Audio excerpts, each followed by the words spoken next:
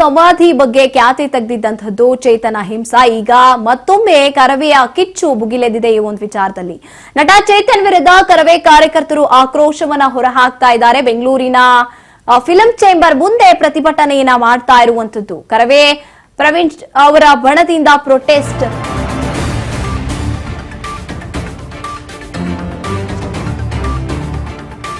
ನಟ ಚೇತನ್ ವಿರುದ್ಧ ಕರವೇ ಕಾರ್ಯಕರ್ತರು ಆಕ್ರೋಶವನ್ನು ಹೊರಹಾಕ್ತಾ ಇರುವಂತದ್ದು. ಬೆಂಗಳೂರಿನ ಫಿಲಂ ಚೇಂಬರ್ ಮುಂದೆನೆ ಪ್ರತಿಭಟನೆ ನಡೀತಾ ಇದೆ.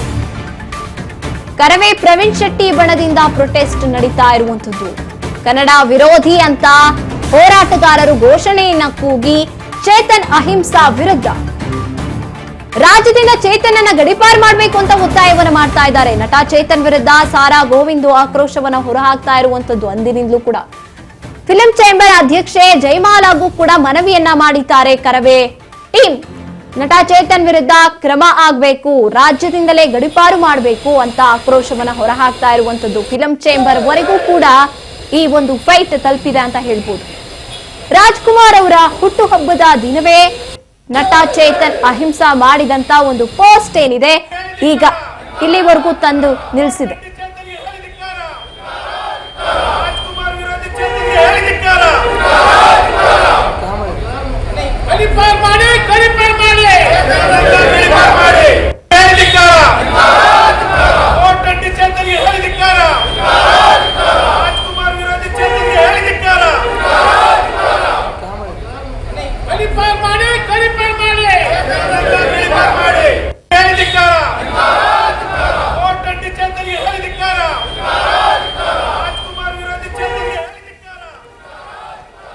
ಸರ್ಕಾರ 2.5 ಎಕರೆ ಜಮೀನನ್ನ ರಾಜ್ಕುಮಾರ್ ಅವರ ಸಮಾಧಿ ನಿರ್ಮಿಸೋದಕ್ಕೆ ಕೊಟ್ಟಿರುವಂತಹ ವಿಚಾರವನ್ನ ಇಟ್ಕೊಂಡು ಯಾಕೆ ಅವರಿಗೇನೆ ಅಂತ ಒಂದು ಪ್ರಶ್ನೆಯನ್ನ ಮಾಡಿದ್ದಂತಹದ್ದು ತಮ್ಮ ಪೋಸ್ಟ್ ಮೂಲಕ. ಅದಾದ ಮೇಲೆ ವಿಡಿಯೋವನ್ನ ಕೂಡ ಮಾಡಿಬಿಟ್ಟಿದ್ರು.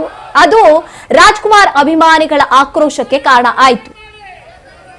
ಈ ವ್ಯಕ್ತಿಗೆ ಯಾವ ರೈಟ್ಸ್ ಇದೆ ಅಂತ ರಾಜ್ಕುಮಾರ್ ಅವರ ಸಮಾಧಿ ವಿಚಾರವಾಗಿ ಅಥವಾ ರಾಜ್ಕುಮಾರ್ ಅವರಿಗೂ ಇವರಿಗೂ ಯಾವುದೇ ರೀತಿಯಾದಂತ ಕಂಪ್ಯಾರಿಸನ್ ಕೂಡ ಮಾಡೋದಕ್ಕಾಗಲ್ಲ, ಅರ್ಹತೆ ಇಲ್ಲ.